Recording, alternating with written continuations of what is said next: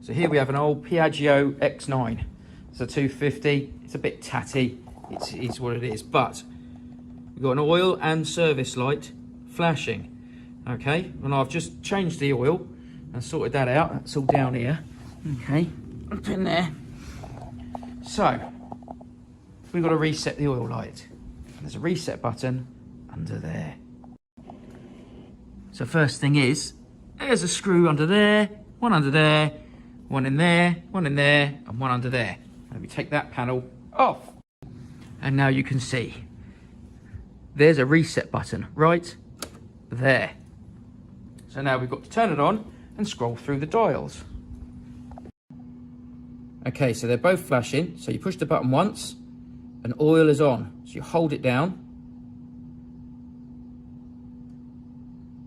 and it flashes. Let go.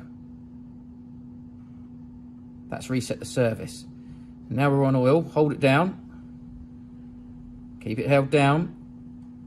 And it's flashing loads. Let go. And now they're off.